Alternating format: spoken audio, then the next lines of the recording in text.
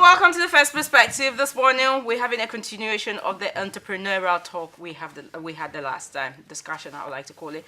And this morning we have decided to touch on a relevant element of entrepreneurship, which is supposed to be time management. Gradually, time management has turned into a premium venture many people have had to embark on, with several devices that are supposed to be reminding us of our time and what we're supposed to be doing next. The next time you hear that clock make that loud noise, just dip it in a bottle of water. Or that's if only it will enter in the bucket of water, some people have often said. You're welcome to the show once again. I have in the studio with me Eko Mensah, who is a consultant indeed. I also have Nana Che Amponsa, an entrepreneur. He's also the founder of the Harvest Christian Academy. Same gentleman I had last week. You're welcome once again. Thank you. Good to see you. Good to see you. You know, when I said we were going to be talking about time, who cares about time? In as much as you have a focus on reaching what you have to reach, how relevant is time in entrepreneurship? Let me come to you first. There's something that the Bible says that time and chance happen to us all. Well, there's a commodity that God gives us all, and that's time. And it is one thing that everybody has equal of. Everybody, the rich, the poor, the average, the below average, the above average, whatever, they all have the same 24 hours in a day. Even though we hear some people say, I don't have time. Oh. Yeah, I mean, that's what we all hear. I don't have time, minute time. No matter how rich or poor you are, you cannot buy or bargain your way through getting another hour added to your day. I know. So entrepreneurship being, how to maximize the opportunities you have or opportunities available into products and services, and then, using it to solve problems. You should do it in a stipulated time. There is time for everything. We've heard it over and over again. And it's true, especially in this fast-paced world.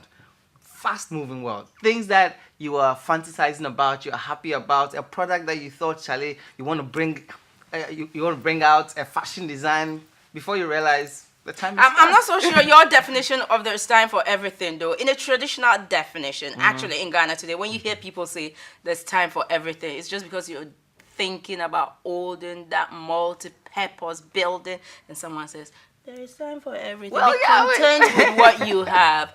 It is never good until it is perfect. Many entrepreneurs will say that to you. Well, so which of the content time or the self-sufficient time we're talking about here, or the time that will drive you on doing something within a stipulated time? Time is time, right? Really. And time is, it is the opportunity you've been given when you wake up in the morning. Right. Whenever you do wake up. Even people with multi-million-dollar businesses sometimes don't even sleep. They wake up 2 a.m. and they have a routine till they go back to bed. Right. And most people, sleeping is a liability. They sleep because they have to. They have to. Not because they need to. People sleep because, it's late or it's in the evening, so we have to go to bed. Is that why some people have sleeping defects? We are talking about entrepreneurship. And right. when you're building something, when you're building a business, you have to know that the only thing that you're exchanging for whatever you want to own is time. Right. And that's why you have to sharpen your skill in such a way that you do whatever you need to do in the shortest possible time. And that has to do with time management. And time management, entrepreneurship cannot be separated. You cannot call yourself an efficient entrepreneur if you cannot manage your time to do what you need to do in the stipulated time that you've been given. As an entrepreneur, time is of much assets.